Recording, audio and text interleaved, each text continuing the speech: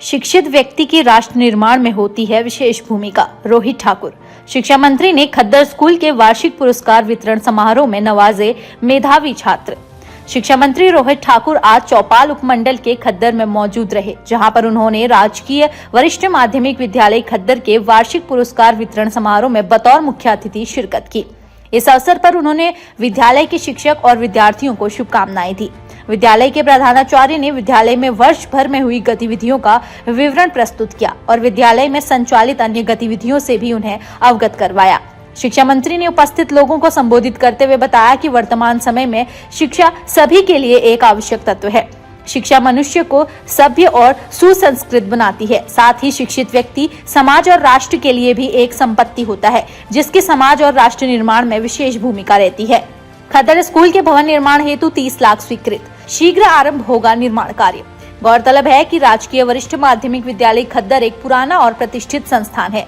पिछले शैक्षणिक सत्र में इस विद्यालय का 10वीं और 12वीं कक्षा का परीक्षा परिणाम 100% रहा है। विद्यालय के आधारभूत ढांचे को सुदृढ़ करने के उद्देश्य से स्थानीय ग्रामीणों द्वारा 16 लाख रुपए खर्च करके 3 बीघा भूमि खरीदी गई है, जो एक प्रशंसनीय पहल है। शिक्षा मंत्री ने बताया कि इस विद्यालय के भवन निर्माण हेतु 30 लाख रुपए स्वीकृत किए गए हैं और शीघ्र ही इसका निर्माण कार्य आरंभ कर लिया जाएगा।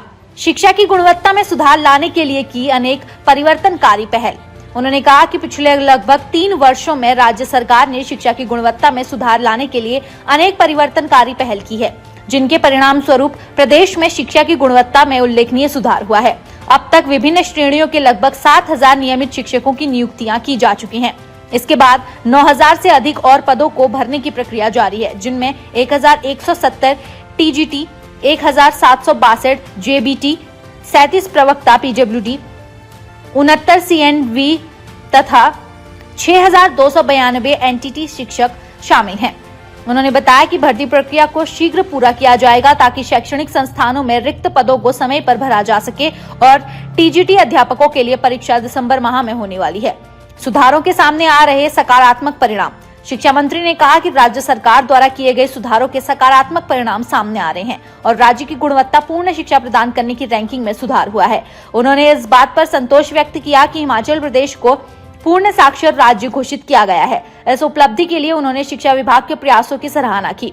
उन्होंने कहा कि शिक्षकों को नवीनतम शिक्षण पद्धतियों से अद्यतन रखने और उनके कोर्स पूरा करने के बाद उत्पन्न किसी भी ज्ञान अंतर को दूर करने के लिए सरकार ने सभी नवनियुक्त शिक्षकों के लिए इंडक्शन ट्रेनिंग आरंभ की है। इस कदम से शिक्षण क्षमता में वृद्धि होगी। जवाबदेही सुनिश्चित करने के लिए विद्यालयों के नियमित निरीक्षण की आवश्यकता। रोहित ठाकुर ने जवाबदेही सुनिश्चित करने के लिए विद्यालयों की नियमित निरीक्षणों की आवश्यकता पर बल दिया। उन्होंने बताया कि वर्तमान कांग्रेस सरकार द्वारा पहली कक्षा से ही अंग्रेजी माध्यम में शिक्षा देने का निर्णय लिया गया है, जिससे कि ग्रामीण परिवेश में पढ़ने वाले विद्यार्थी भी बदलते समय के साथ आगे बढ़ सकेंगे। इसके अतिरिक्त भारत से बाहर के देशों में शिक्षा ढांचे को समझने और उससे सीखने हेतु मेधावी बच्चों को विदेश के दौरे पर भेजा गया। उन्होंने बताया कि वर्तमान सरकार के प्रयत्नों के फलस्वरूप ASER और NAS के सर्वे में हिमाचल ने शानदार प्रदर्शन किया है और उन्हें उम्मीद है कि आने वाले समय में भी प्रदेश में शिक्षा का स्तर नई ऊंचाइयों को छुएगा। शिक्षा मंत्री ने इस दौरान विद्यालय के छात्र छात्राओं को पुरस्कार भी वितरित किए। कार्यक्रम में स्कूली बच्चों द्वारा विभिन्न सांस्कृतिक प्रस्तुतियां भी दी गई, जिनकी शिक्षा मंत्री ने प्रशंसा की। इस अवसर पर पूर्व महासचिव हिमाचल प्रदेश कांग्रेस कमेटी रजनीश किमटा ने शिक्षा मंत्री का चौपाल विधानसभा क्षेत्र पधारने पर स्वागत किया और उन्हें क्षेत्र की विभिन्न मांगों और समस्याओं से अवगत करवाया।